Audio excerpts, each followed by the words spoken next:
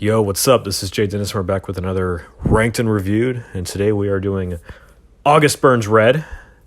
They just released a new album, I believe in the last couple months, and I'm trying to think what prompted me to want to do this band. I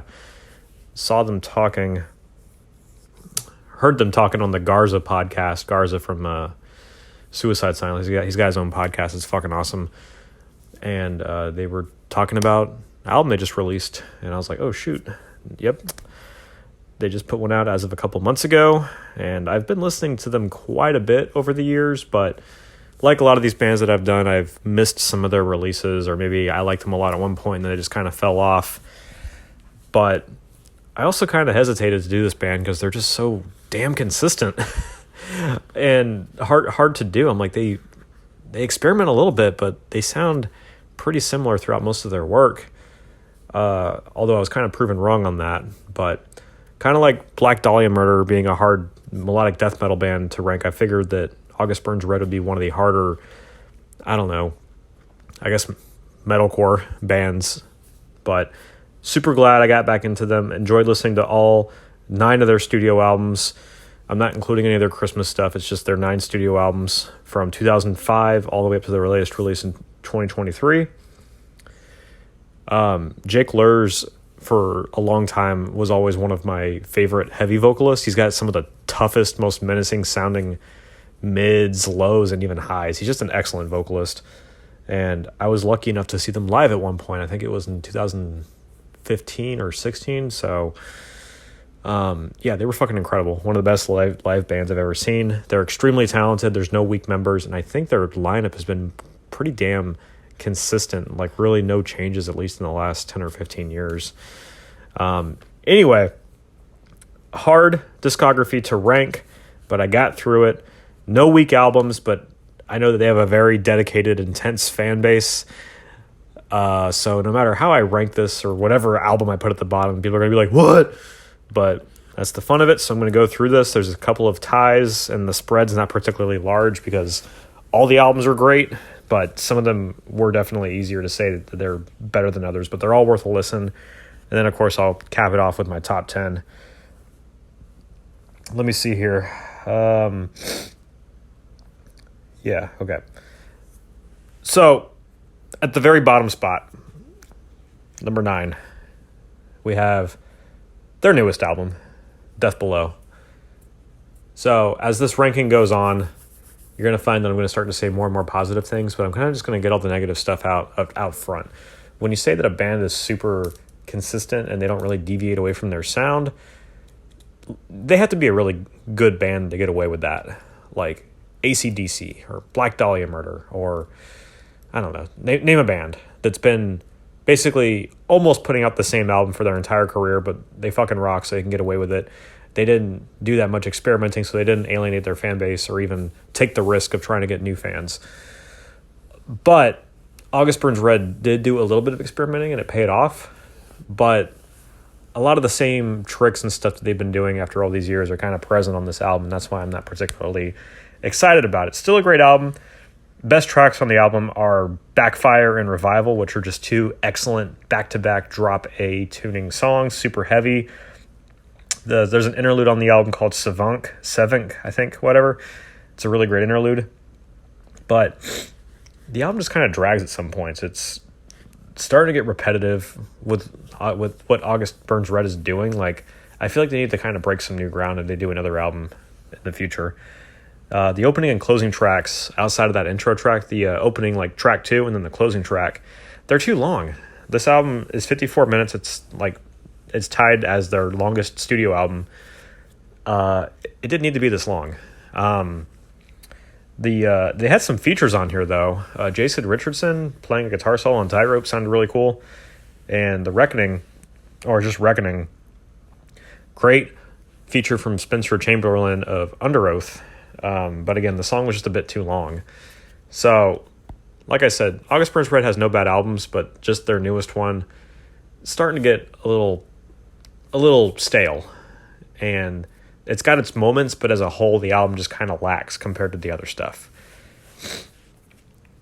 So, next up at the number 8 spot, we have Rescue and Restore from 2013. This is kind of the album where I stopped listening to them for a while. I was listening to mainly Messengers, Constellations, and a little bit of Leveler, but then around 2013, I kind of took a break from the metalcore. I was really into like some other stuff. But for some odd reason, I had this song, Creative Captivity. Excuse me. Creative Captivity on my iPod. But looking back, I don't know what prompted me to choose that song because it was not one of my favorites. The best songs on the album are Sincerity and Fault Line. But much like Death Below, it's kind of just an album full of moments. But I would say that Rescue and Restore in some ways is kind of another one of those lulls. Still a solid album, worth a listen, but it's just a lull after a pretty solid couple of albums from them, their first 4 albums, this being album number 5. It just started to get a bit repetitive and not really one that I get too excited about. So that's the number 8 spot.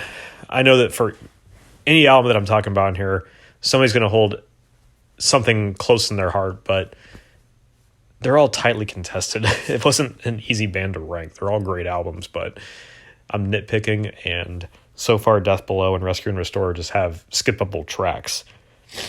Next up, we kind of have a 2-way tie, but I'm going to give the number 7 spot to their first album, Thrill Seeker. You know, when I go into these ranked and reviews, I kind of prejudge and go like, oh, I think this album's going to be at the bottom or this album's going to be here. I thought Thrill Seeker, you know, with him having a different vocalist, it's the only album that doesn't have Jake Lurs. What's his name? Josh McDaniels? I don't know. I think his name's Josh. But for 2005, this is a fucking damn good, solid golden age metalcore album. I wouldn't put it up there with the likes of End of Heartache or Shadows Are Security or anything like that, but it can definitely hang. Like August Burns Red was part of that golden age of metalcore. They were just a bit more in their infancy. But solid vocals still, solid musicianship all around. Just, you know, a bit more raw. Best tracks, including like one of my favorite tracks from them of all time, is A Shot Below the Belt. I fucking love that song, opening up with that, you know, probably playing in drop C, but they're playing like a D chord. It just sounds like some old school like drop D breakdown shit.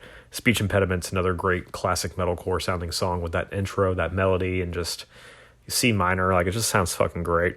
The clean section of Too Late for Roses is awesome. And like I said, it's just a fun album to listen to. So Thrill Seeker really is a thrill-seeking album. Definitely not one to sleep on. Definitely go back and enjoy the album that started it all. And then to cap off this 2-way tie, just maybe a hair better, is Leveler from 2011. I know I said this about Rescue and Restore, but I feel like Leveler is where they actually kind of leveled out for a minute after a couple of solid releases. Because Leveler, much like Rescue and Restore, is a album of moments. It's not a fun album to listen to from front to back. It's inconsistent. I kind of feel like they lost some steam with the first couple of tracks, even though Internal Canon does have a great guitar solo.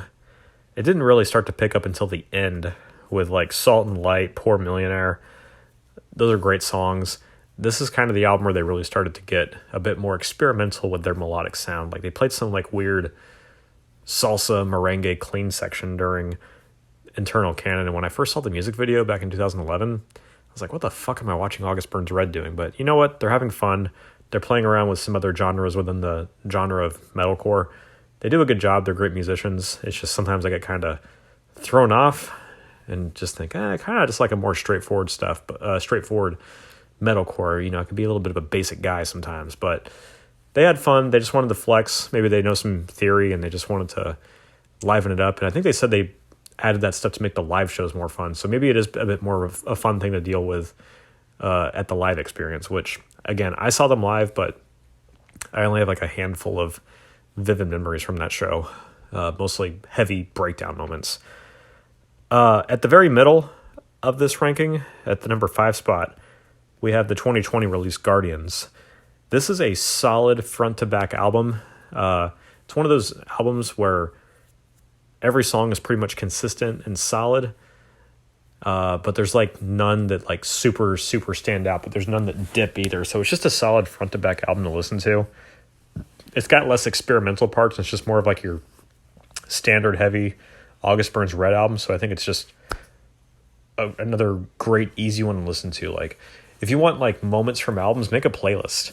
But if you want like a good album that's awesome to listen to from front to back, the only albums I've listed thus far that you can do that with are Thrill Seeker and Guardians.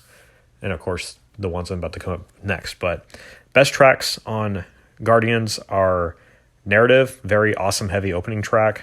Dismembered Memory, definitely the best song on the album. Ties That Bind, and the closing track, Three Fountains, with that awesome intro. It's just a solid album. Guardians, got nothing really negative to say about it at all. Next up at the number 4 spot, this was the album that started it all for me. My senior year of high school was Messengers.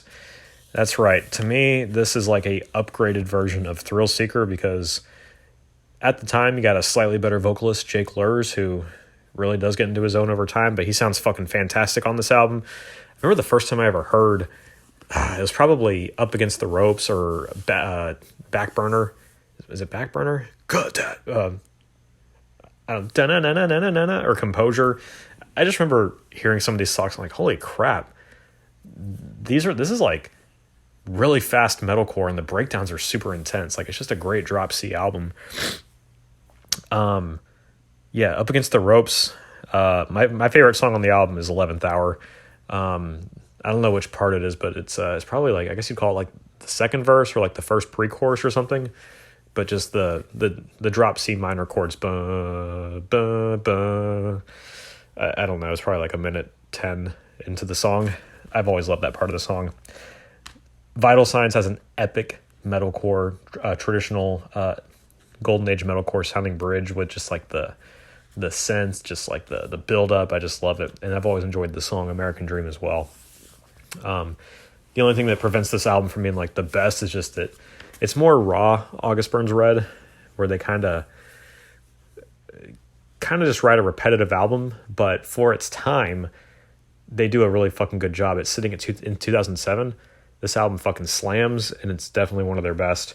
Classic golden age metalcore album, and still among their best, still holds up. All right, next up, we have kind of another two-way tie. Had a hard time ranking these two, but I'm going to give the number 3 spot to Phantom Anthem from 2017. Like I said, when I prejudge discographies and go like, oh, albums I haven't listened to. Well, pretty much I hadn't listened to the last 4, or is it 5? I haven't listened to the last 5 August Burns Red albums in their entirety until I did this ranking, and I had to really get familiar with them. Phantom Anthem, them being like 7 albums deep, I was like, it's probably going to be kind of boring. No, this is a very well-written album, and one of their songs that was nominated for an Emmy is on here, and that is Invisible Enemy, which in my opinion is their best song. You also got Coordinates. Love that they play in the key of C sharp minor. I think that's what they play in, but it sounds fucking epic. And then Carbon Copy, the closing track, has some fucking like Bless the Fall, Witness sounding groove on those guitar riffs. I fucking love it. So Phantom Anthem is just a really fucking fun album. The Frost is another great song. And I forget the name of it, but the opening track's also just really fun, heavy drop C, good shit right there. Lifeline's got a great solo as well. Frost has great melodic work, and it's just a fun, strong album from them. And with these top 3, well, mostly 2 and 3, 3 and 2, which are kind of tied, it's kind of nitpicky to figure out how to rank them, but they're pretty close, but pretty back to back. But Phantom Anthem's an awesome album. Strongly recommend listening to it from the back, and it's got some of their best songs on it. Next up at the number 2 spot, which is where I also got surprised once again, is Found in Faraway Places.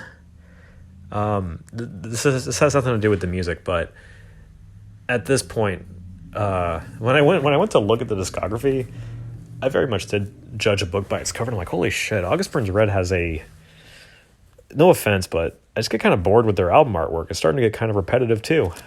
Like how many more scenic pieces for your album art do you need? Like at least with Phantom Anthem, they kind of broke that a little bit and they did something different. Or Messengers, they did something different, and Thrill Seeker, but all the other ones are just like weird bouts of scenery.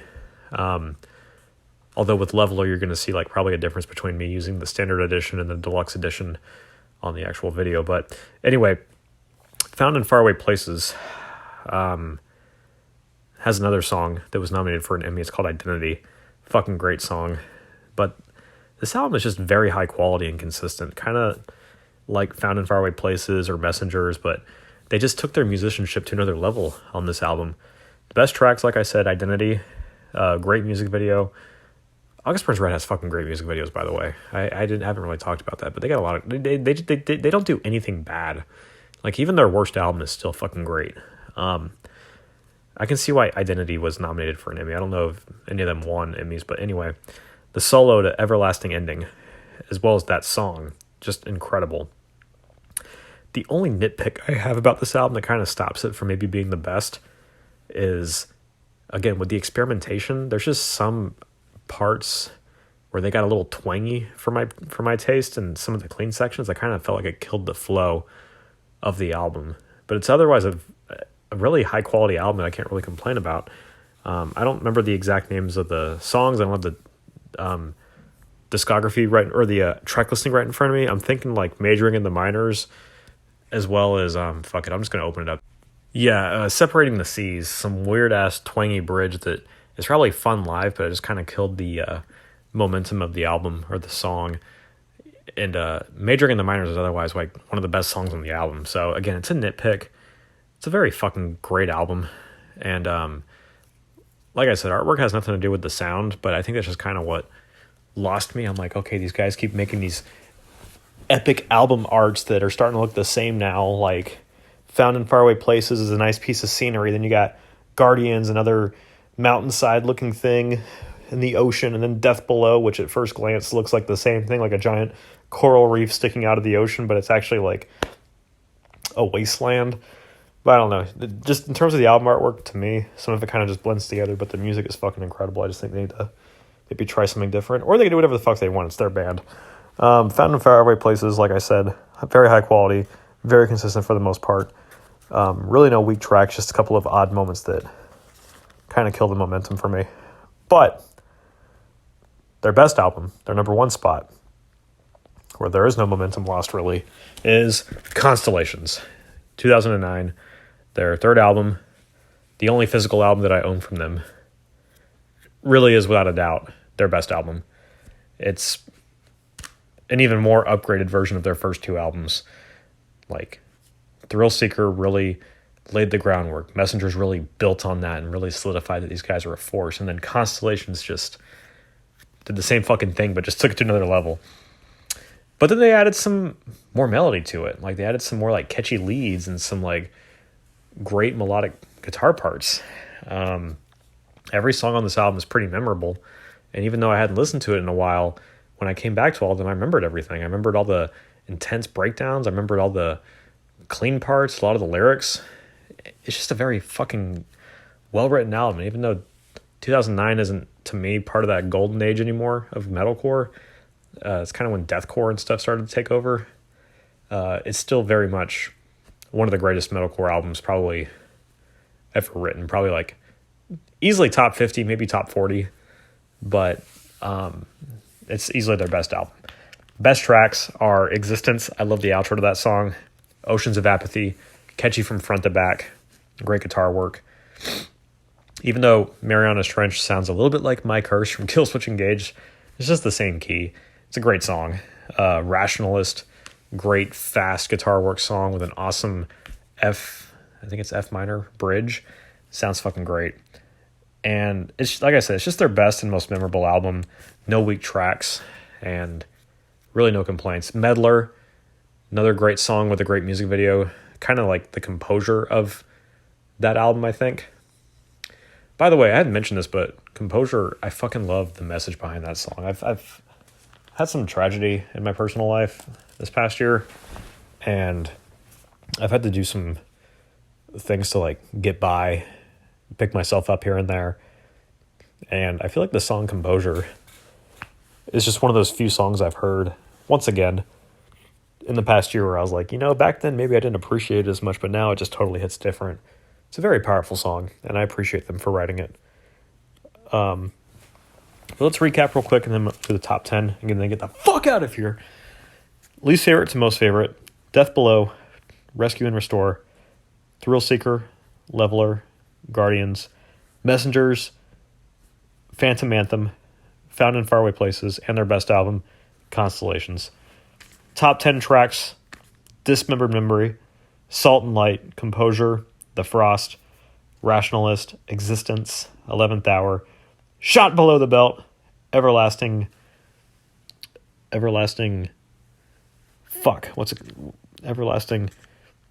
Ending, sorry. And then their best song is Invisible Enemy. So I think it's like 4 or 5 albums that have their best tracks. But again, all their albums are worth listening to and giving a shot. So before anybody hate comments or splits hairs, we're having fun here. August Burns Red is an insanely good band, very consistent. Seem like a great group of guys, very laid back, chill, but then when they're on the stage, they go fucking crazy. Guitar work's insane. JB's a great guitarist. The drumming's insane. I don't know his name, but no weak band members. They're all just fucking incredible. Live and studio, music video and all. Just a great band, and I wish them nothing but the best. Continued success. If they do decide to break new ground with their whatever future album they do, that isn't a Christmas album, I'll probably be a bit more excited for it. Or maybe they'll just return to form and just do like a classic metalcore album, because to me, I knew that the only way that they could actually break ground is if they introduced new guitar tunings. The first couple of albums were all in drop C, but then they finally started playing in like drop B or drop A sharp or A. And I'm like, okay, even if some of the riffs are sounding kind of similar, at least they're different tunings and they sound a bit more different and original now. So that's it. Comment what you agree or disagree with. Subscribe to the channel. Be sure to check out all the other ranked and reviews I've done. Sorry if I sound a little bit like I'm out of breath. I feel the allergies coming on. But thank you guys for watching, and I will catch you on the next one. Peace!